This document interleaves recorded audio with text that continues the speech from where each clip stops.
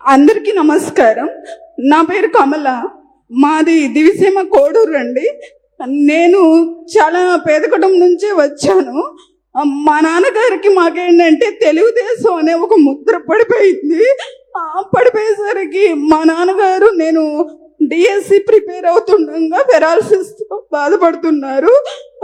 5 years బాధపడ్డారు. ఆ టైంలో నేను అనేదాన్ని, నాన్న నేను జాబ్ వచ్చి ఎలాగైనా మిమ్మల్ని కాపాడుకుంటాను అనేదాన్ని. ఎందుకంటే ఫాదర్ డాటర్కి ఉన్న ఎఫెక్షన్ అలా ఉంటుంది. బట్ అన్ఫార్చునేట్లీ నా జాబ్ రావడమే మా నాన్నగారు చనిపోయారు. ఆ టైంలో మేము ఇంకా అప్పటికి నా శాలరీ ఏం పడలేదండి.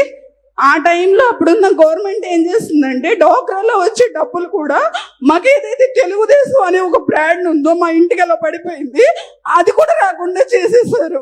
అప్పుడు మా అమ్మ పడిన కష్టం వర్ణాతీతం అండి. ఆ తర్వాత మా తమ్ముడు సివిల్ ఇంజనీర్ చేశాడు. మేమంతా కూడా కష్టపడి గవర్నమెంట్, నేనంతా స్టడీస్, మా తమ్ముడు నేనంతా కూడా గవర్నమెంట్ స్టడీస్. మా తమ్ముడు ఇక్కడ విఎస్ సిద్ధార్థలో ర్యాంక్ వచ్చి సివిల్ ఇంజనీర్ చేసినప్పటికీ మా నాన్నగారిని కాపాడుకోవాలని చెప్పి సర్వేర్గా 1 attempt-లోనే తనకు మంచి ర్యాంక్ వస్తే దగ్గరలో కోడూరు మందపాకల్లోనే వచ్చిందండి. అప్పుడు కూడా మమ్మల్ని ఒక తెలుగుదేశం బ్రాండ్ అని వేసేసి వాడి పేరు తీసేసారండి. మందపాకలు వచ్చింది, కానీ మేము తెలుగుదేశం పార్టీ అని ఒక ముద్ర వల్ల వాడి జాబ్ కూడా తీసేయాలని చూసి ఒక 6 months చాలా బాధ పెట్టారు. ఆ తర్వాత ఎలాగోలాగ వాడి ర్యాంక్ రావడము, ఆడి టెస్ట్లన్నీ పాస్ అవడం వల్ల తనకి వచ్చింది. ఆ తర్వాత కూడా ఇలా మేము చాలా ఫేస్ చేసామండి. మా మీద ఒక ముద్ర అనమాట, మా ఇంటికి కోడూరు దివిసీమస్ అలా అనమాట. అలాగే నాకు 3 పిల్లలు. ప్రజెంట్ 8th month మా బేబీకి. నేను ఎందువల్ల ఇంత ఎమోషనల్ అవుతున్నానంటే, ఒక 3 ఆడపిల్లలు అనేసరికి సమాజంలో కానీ ఇంట్లో కానీ పనిచేసే చోట కానీ చాలా ఒక చులకన భావం, లేదంటే ఏదైనా జాలి ఏదో అనొచ్చు.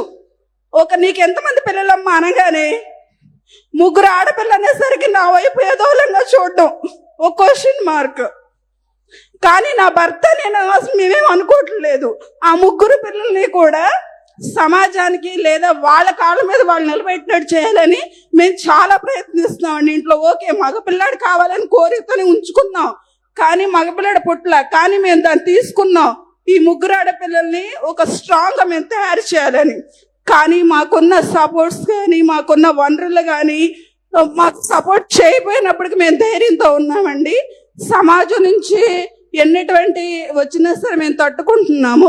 అలాగే మన సమాజ హితులైనటువంటి నారా చంద్రబాబు నాయుడు గారు, మీకు అందరికీ సభాముఖంగా చెప్తున్నాను, మేము చిన్నప్పటి నుంచి మా నాన్నగారు మేమంతా తెలుగుదేశం అయ్యేసరికి మా పాపని ఎలా చెప్తామంటే, టీవీలో వస్తే చంద్రబాబు తాత వస్తున్నారు అంటే మా 2వ పాప, నిజంగా అండి ఇది నేను అబద్ధం కాదు చెప్పేది, ఏదో సార్ ముందు చెప్తామని కాదు, చంద్ర తాత వచ్చారు అంటుందండి. నిజం సార్, ఇది నిజంగా నేను చెప్తున్నాను. ఆ విధంగా ఈరోజు నేను మాట్లాడడానికి కూడా అదే, ఇలా ఫ్యామిలీ మెంబర్గా మేము ట్రీట్ చేస్తామండి. అందువలన సార్తో నేను మాట్లాడాలి కాబట్టి వెయిట్ చేస్తున్నాను sir. Thank you so much sir. ఇప్పుడు ఈ అమ్మాయి విషయం చూశారు. సమాజంలో కొన్ని సవాళ్ళు వస్తూ ఉంటాయి. వాళ్ళ ఫాదర్ రాజకీయాల్లో ఉంటే కుటుంబం కూడా సఫర్ అయ్యే పరిస్థితి వచ్చింది. అలాంటి జరగడం చాలా దౌర్భాగ్యం, బాధాకరం. రెండో విషయం అది చెప్పినప్పుడు 3 ఆడపిల్లలుంటే అందరిలో కూడా మగపిల్లలు లేరని చులకనగా చూడడం, దీన్ని ఏమనాలో నాకైతే అర్థం కావడం లేదు. ఇంకా సమాజంలో చాలా మార్పులు రావాలి. నేను ఆ అమ్మాయికి ఒకటే చెప్తున్నా, మీరు 3 ఆడపిల్లలు, మీరు అదృష్టవంతులు. మగపిల్లల కంటే ఆడపిల్లలే తల్లిదండ్రుల్ని బాగా చూసుకుంటారు, నాకు అనుమానం కూడా లేదు. ఈరోజు మగపిల్లల కంటే ఆడపిల్లలకి భవిష్యత్తు బ్రహ్మాండంగా ఉంటుంది, దాంట్లో కూడా అనుమానం లేదు.